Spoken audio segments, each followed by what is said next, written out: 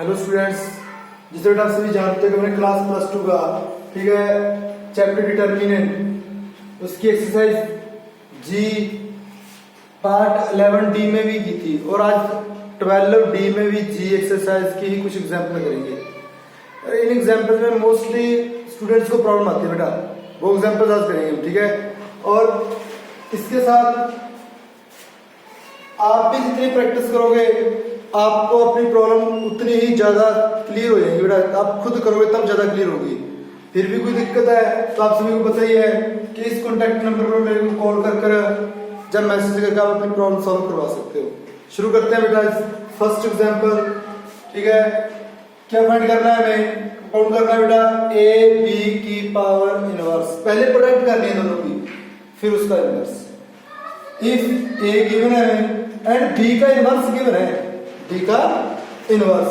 देखो बेटा इसके मुताबिक तो क्या है कि पहले ए एंड बी को प्रोडक्ट करनी है, पहले प्रोडक्ट करना है एंड बी को, फिर उस प्रोडक्ट का क्या फाइंड करना है अपने इनवर्स। यदि आप इस रूल के मुताबिक चलते हो तो यहां से आपको बी चाहिए ना, बी की जरूरत है, तो बी किसके इक्वल टू होता है बी इनवर्स का इनवर्स, बी इनवर्स का इनवर्स बी होता है बेटा। अब ये मेथड आप यूज करोगे, देखो पहले आप बी से बी का इनवर्स फाइंड करोगे, फिर उस बी को ए से मल्टीप्लाई करोगे बेटा। पहला स्टेप बी इनवर्स से बी फाइंड करोगे, दूसरा बी को ए से मल्टीप्लाई करोगे, तीसरा फिर उस मल्टीप्लाई का इनवर्स फाइंड करोगे। यानी कि यहाँ पर 3 स्टेप बन रहे हैं। अब इससे थोड़ा सा अलग मेथड से करते हैं बेटा।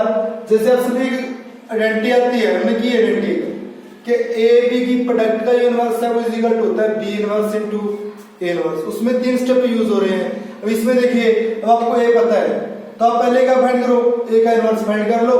बी पता है बेटा, बी का इनवर्स पता है, इसको मल्टीप्लाई कर देना, आपका आंसर आ जाएगा। इसमें एक स्टेप कम हो रहा है, ठीक है, टाइम बच रहा है और इजी हो जाएगा बेटा उससे।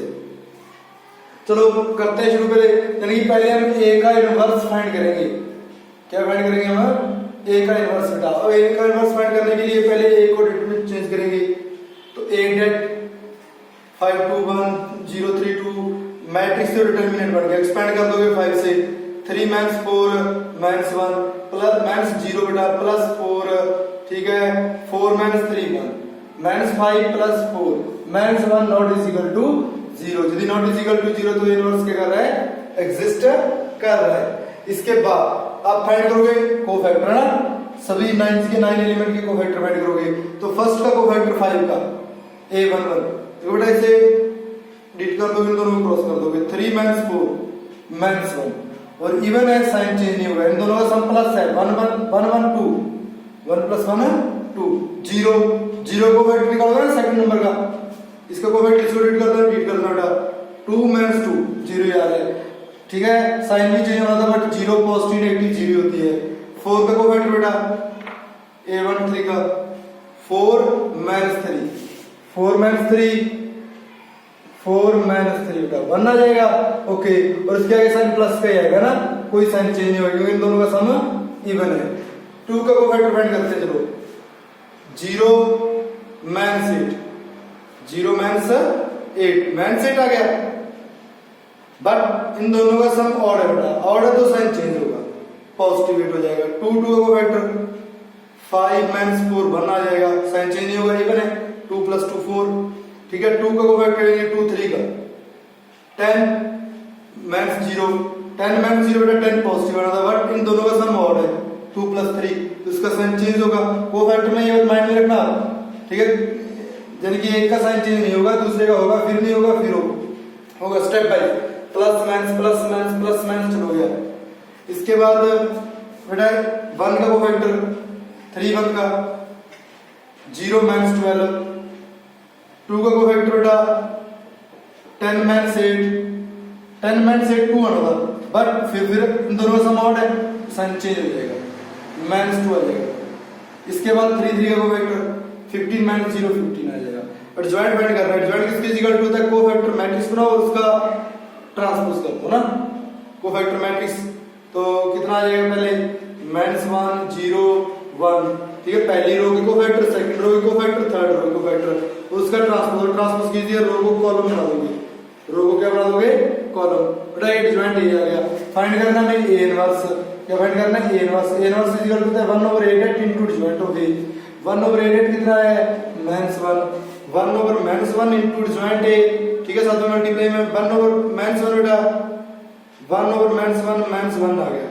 इस -1 को मल्टीप्लाई करोगे आप इससे, तो इसके सभी साइन, मैट्रिक्स है ये, तो मैट्रिक्स में इसके सभी साइन चेंज हो जाएंगे, ठीक है। 1 -8 12 0 -1 2 -1 10 -15 बेटा ए इनवर्स आ गया।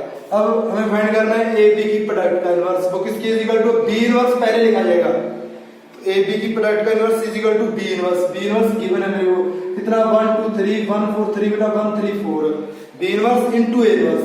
बेटा नोट कर लेना, B inverse into A inverse लिखोगे, ना के A inverse into B inverse, ये रॉन्ग है, इसके इक्वल नहीं आएगा। तो B inverse into A inverse, अब इनकी प्रोडक्ट कर दोगे आप, 1 + 0 -3 -2 रह जाएगा बेटा, -8 -2 -10 + 30 20, क्योंकि फर्स्ट रो को फर्स्ट कॉलम से करोगे और सभी को ऐड करोगे, सेकंड रो फर्स्ट रो को सेकंड कॉलम से भी करोगे और उन सभी को ऐड करोगे, एक एलिमेंट आएगा। अब फर्स्ट रो को थर्ड कॉलम से करोगे, 12 4 बेटा 16 और -45 -29 रह जाएगा। अब सेकंड रो की बारी, सेकंड रो को फर्स्ट कॉलम से कीजिए, 1 0 -3 1 0 -3 -2 आ जाएगा बेटा। अब सेकंड से कीजिए, -8 -4 -12 और +30 18 रह जाएगा बेटा। अब इसको थर्ड कॉलम से कीजिए, 12 और 8 20 -45 -25 रह जाएगा। अब थर्ड रो की बारी बेटा, थर्ड को कीजिए, 1 0 -4 -3 आ जाएगा बेटा। सेकंड कॉलम से करोगे थर्ड को आंसर आ जाएगा आपका ए बी की प्रोडक्ट का इनवर्स आ जाएगा। ये इसका आंसर है फर्स्ट एग्जांपल का। अब सेकंड एग्जांपल देखते हैं। सेकंड एग्जांपल में बेटा इफ ए इज एक स्क्वायर मैट्रिक्स है, देखिए इसमें मोस्टली स्क्वायर मैट्रिक्स ही आएंगे, जिसमें इनवर्स यूज करना है ना आपने, इनवर्स वाले जितने भी सम है वो स्क्वायर में ही सॉल्व होंगे। स्क्वायर मैट्रिक्स के अलावा स्क्वायर मैट्रिक्स बेटा कौन सी होती है, जिसमें रो एंड कॉलम इक्वल होते हैं, जितनी उसमें रो है उतने उसमें कॉलम होते हैं, यानी कि उसका ऑर्डर m/m आप m बोल सकते हो उसे, या n/n बोल सकते हो। इसके बाद एक स्क्वायर मैट्रिक्स है जिसका ऑर्डर 3 है, ठीक है, यानी कि 3/3 ऑर्डर की मैट्रिक्स है, सच दैट एडजॉइंट ऑफ 8 दे दिया गिवन है। एडजॉइंट ऑफ 8 की वैल्यू कितनी है, 2 2 5 है, तो बेटा इसकी यानी कि इसकी वैल्यू दे दी उसने, इसका डिटरमिनेंट दे दिया, तो फाइंड करना है 8 कितना आएगा। तो बेटा इसका एक रिलेशन है, हमें किया हुआ फाइंड करना है 8। तो क्या फॉर्मूला इसका, एडजॉइंट ऑफ 8 किसकी इज इक्वल टू है, हमने आइडेंटिटी रीड की थी, adjoint of 8 is equal to होता है 8 की पावर n-1, n होता है ऑर्डर, ठीक है, तो ऑर्डर कितना है 3, n की वैल्यू 3 आ गई, 8 इसने एडजॉइंट ऑफ 8 दे दिया 2 2 5, तो फॉर्मूला यूज कर लिया मैंने, adjoint of 8 is equal to 8 की पावर n-1, इसकी वैल्यू कितनी है मेरे पास 2 2 5 बेटा, 8 की पावर n कितना है 3 3 -1 2, यानी कि a स्क्वायर रह जाएगा, a square is equal to 2 2 5, square अगर इसका रूट हो जाएगा तो कितना आ जाएगा बेटा 15 आ जाएगा ना, 2 2 5 का रूट 15। कई बार वो पूछ लेता है a इनवर्स का A ट्रांसपोज का रेट, बेटा A ट्रांसपोज का rate is equal to A det की होता है, क्योंकि हमने एक आइडेंटिटी रीड की थी, determinant det is equal to det transpose होता है, ठीक है, ट्रांसपोज एंड विदाउट ट्रांसपोज यदि आप एक्सपेंड करोगे आंसर सेम आएंगे, ठीक है। ये सेकंड एग्जांपल थर्ड देखते हैं। इफ A एक स्क्वायर मैट्रिक्स है जिसका ऑर्डर 3 है, यानी कि n यहां पे भी गिवन है 3, फाइंड यहां पर सच दैट गिवन क्या है, A डिटरमिनेंट दिया है, फाइंड करना है A into adjoint of A into adjoint of A की वैल्यू फाइंड करनी है, तो ओनली एडजॉइंट A की वैल्यू फाइंड करनी है, तो ये वाला फॉर्मूला यूज कर देते हैं आप, ओनली एडजॉइंट A लिखा होता है उसने, A ना बेटा सिर्फ इसकी वैल्यू पूछी थी एडजॉइंट A की, ठीक है, बट उसने पूछा A into adjoint of A। अब आपने लास्ट वीडियो में एक सम किया था, जिस सम में आपने प्रूव करना था कि A into adjoint of A is equal to है A डेट इनटू I, बेटा आई इसके n ऑर्डर की होती है। अब जब आप जैसे सिंपल मैट्रिक्स है, अब बोथ साइड इसको डिटरमिनेंट बनाओगे ना, और आई किस ऑर्डर की है, n ऑर्डर की है, यदि आई n ऑर्डर की है, ठीक है, आई मान लीजिए इस तरह से होता 1 0 0 मैट्रिक्स है,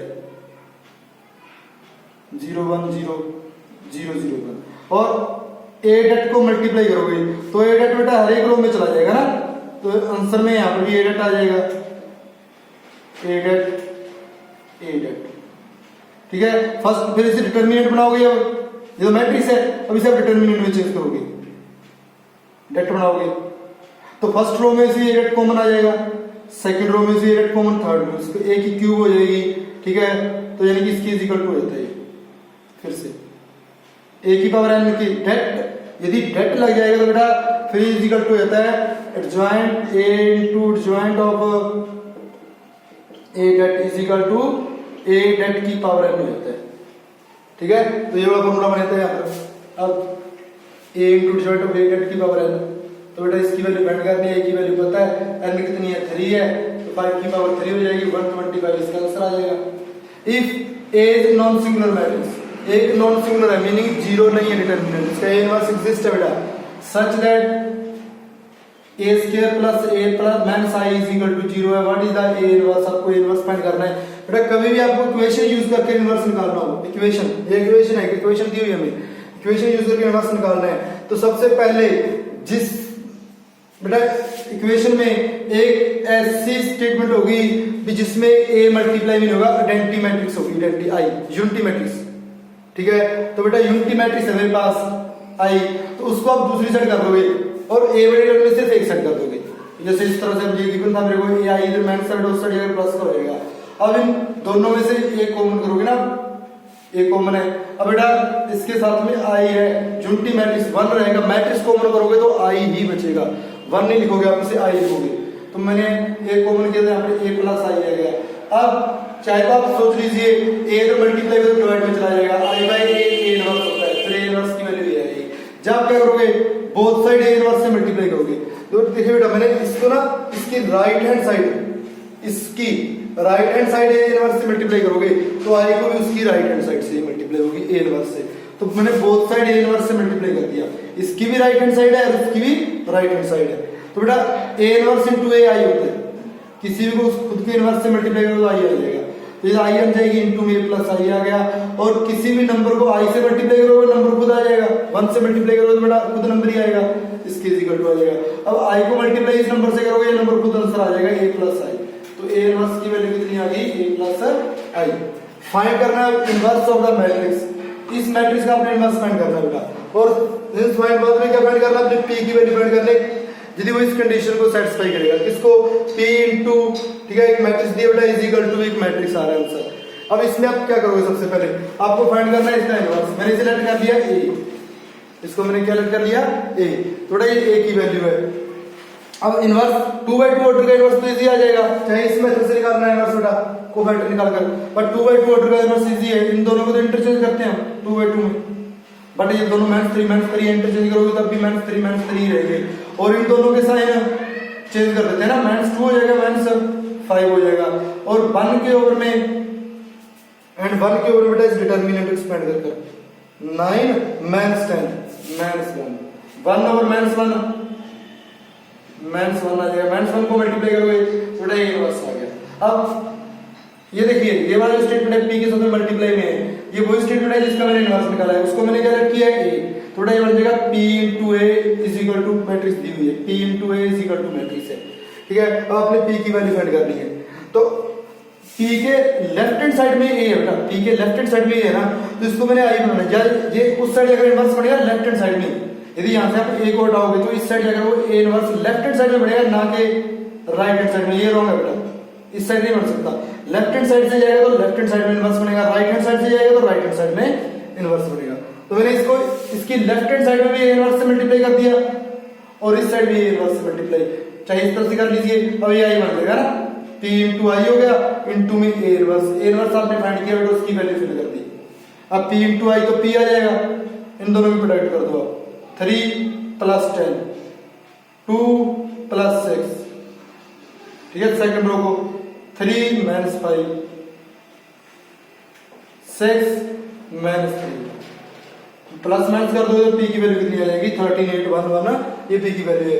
तो बेटा इस तरह से इस एक्सरसाइज की कुछ एग्जांपल्स है जो मैंने आपके सामने रखी है, ठीक है, और इसके बाद भी यदि आपको कोई प्रॉब्लम है तो इस नंबर पर कॉल करके या मैसेज करके आप अपनी प्रॉब्लम सॉल्व करवा सकते हो। बट बेटा जितनी प्रैक्टिस आप खुद करोगे तब आपको समझ आएगा मैथ सिर्फ एक प्रैक्टिस से ही आएगा, प्रैक्टिस से ही आप परफेक्ट बन सकते हो। ओके, आई होप कि आप मुझे समझाए होंगे। थैंक यू बेटा।